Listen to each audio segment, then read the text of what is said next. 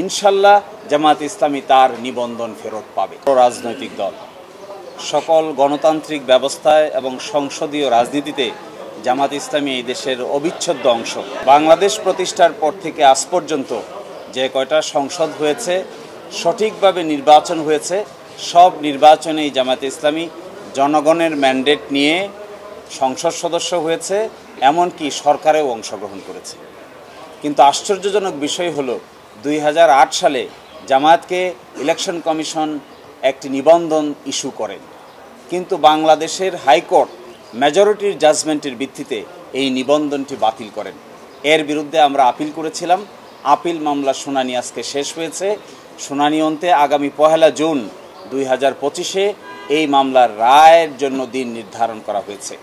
আজকে আদালতে মূলত আমরা বলেছি যে জামায়াতের রেজিস্ট্রেশন প্রক্রিয়াটা বাতিল করার মাধ্যমে এবং কেয়ারটেকার গভর্নমেন্ট সিস্টেম বাতিল করার মাধ্যমে পলিটিসাইজেশন অফ জুডিশিয়ারি করা হয়েছে, অর্থাৎ বিচার বিভাগকে রাজনীতিকীকরণ করা হয়েছে।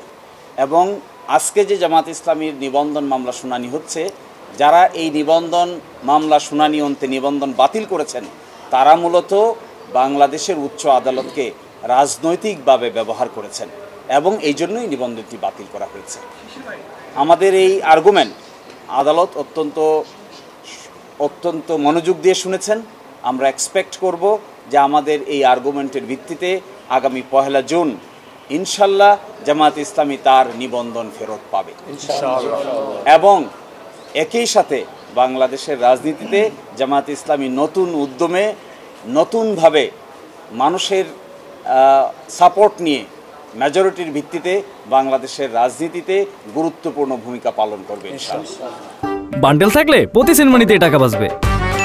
বিকাশ সেনমানি বান্ডেল কিনে জিতুন প্রতি লেনদেনে। দেখুন, যে প্রতীক নিয়ে বাংলাদেশের সুপ্রিম কোর্টের ফুল কোর্ট সভায় একটা 12/12/2016 তারিখে একটা রেজলিউশন আছে।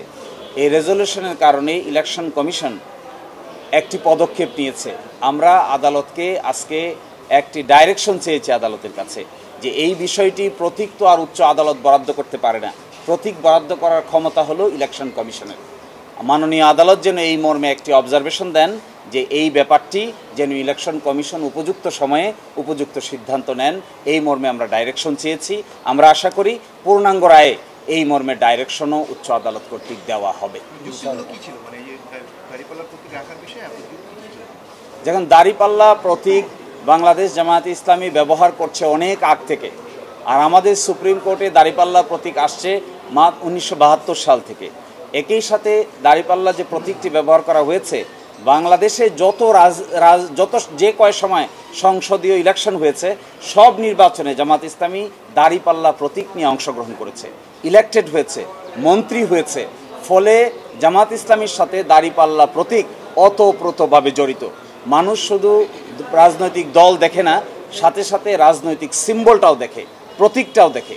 সেই জন্য আমরা বলছি যে শুধুমাত্র রেজিস্ট্রেশনেই যথেষ্ট নয়, তার সঙ্গে ইলেকশন কমিশন যেন আমাদেরকে দাঁড়িপাল্লা প্রতীকটি বরাদ্দ করে, এই মর্মে উচ্চ আদালত থেকে আমরা অবজারভেশন চাই। লিখিত আকারে আমরা এই অবজারভেশন চেয়েছি। আদালত আমাদের সাথে আপাত অর্থে কোর্টের গেস্টার অনুযায়ী মনে হয়েছে এই অবজারভেশনও পাবো ইনশাল্লাহ। আমরা রাজনৈতিক এটা রাজনৈতিকভাবে বলবেন, রাজনৈতিক যখন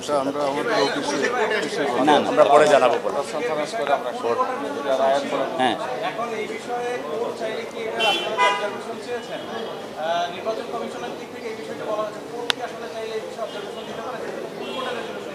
হ্যাঁ, এটা একটা কনফিউশন। ফুল কোর্টের রেজলিউশন কোনো বিচার বিভাগীয় সিদ্ধান্ত নয়, কোনো বিচারিক সিদ্ধান্ত নয়। ফুল কোর্টের রেজলিউশন একটা প্রশাসনিক সিদ্ধান্ত। এই প্রশাসনিক সিদ্ধান্ত প্রশাসনিকভাবে নেওয়া হয়। আর আজকে আমরা আদালতের কাছে অবজারভেশন চেয়েছি। বাংলাদেশের সুপ্রিম কোর্ট সর্বোচ্চ আদালতের পক্ষ থেকে এই মর্মে অবজারভেশন দিতে আইনগত কোনো বাধা আমরা দেখি না।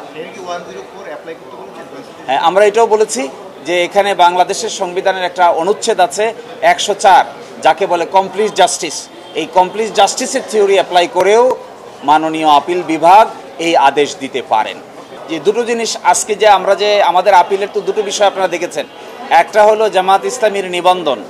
আমরা আশা করি 1 জুন ইনশাল্লাহ বাংলাদেশ জামায়াতে ইসলামী তার নিবন্ধন ফিরে পাবেন ইনশাল্লাহ। আমরা এটাও প্রত্যাশা করি আমাদের উচ্চ আদালত এরকম অবজারভেশন দিবেন যে অবজারভেশনের কারণে বাংলাদেশের নির্বাচন কমিশন জামায়াতে ইসলামীর দাঁড়িপাল্লা প্রতীকও বরাদ্দ দিবেন, এটা আমরা প্রত্যাশা করি।